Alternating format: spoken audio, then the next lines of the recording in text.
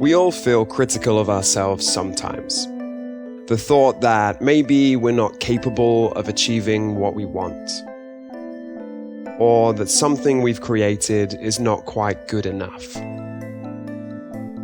Self-criticism can make us feel bad, but it's actually a good thing.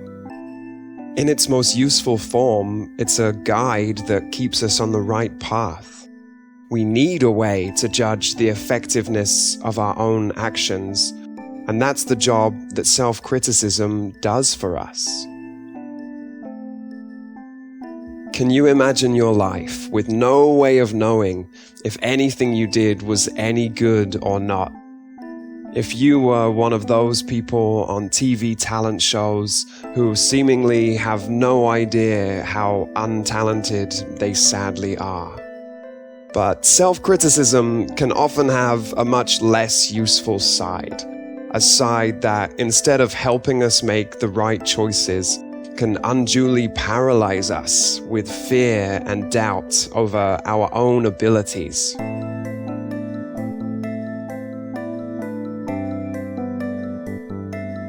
Perhaps this story feels familiar to you. You have an idea for a project that excites you.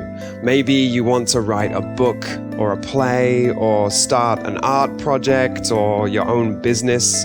But for some reason, after a while, your motivation fades and you end up putting your idea on the back burner for months or even for years. It may feel like you'll never actually get around to doing it. The initial excitement of your new idea wears off as your self-criticism sets in.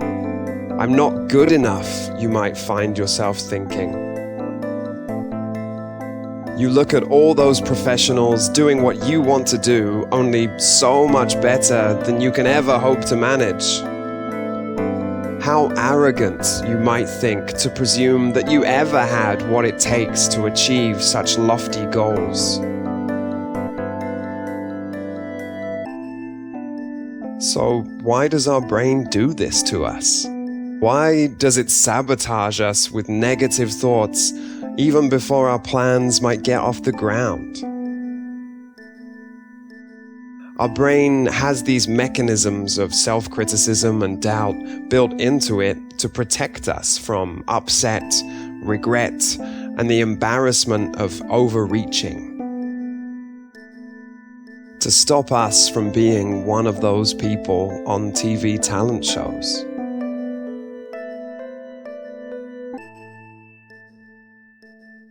But the important question is, how accurately can the brain actually judge what we might or might not be capable of? And here is the good news. Quite often, the dial for our self-criticism is set to too extreme a level. It doesn't take into account the fact that when we try new things, we learn and we grow and we get better at them. Your subconscious only knows what you have done, not what you might be capable of doing. And so it sets the bar for what we think we can achieve too low, leading to a kind of glass ceiling of what we feel we can accomplish. And when we plan to do something above that glass ceiling, this is when our critical thoughts creep in. Surely it's a wiser decision, we think to ourselves, to be realistic. It's nice to have a dream, but it was wishful thinking to ever think I would really be able to do it. We are not lacking ambition, we tell ourselves. We're just living in the real world. But the paradox is that acting realistically does not lead you to actually create anything real. When you live beneath your own glass ceiling, it can lead you to never taking chances, never finding out what you're really capable of.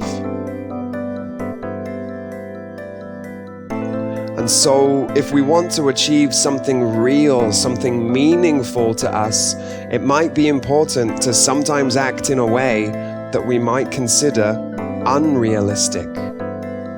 You might experience success or failure, but likely not disappointment and regret.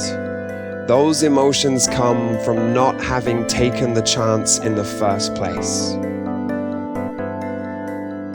It's by trying new things that we grow as people, hone our craft, and teach our brain that the bar for what we are capable of can be raised. Fortune favors the brave. So take that chance, try something new. And if you hear a voice in the back of your mind telling you that you're acting unrealistically, it may well be that you're on the right path.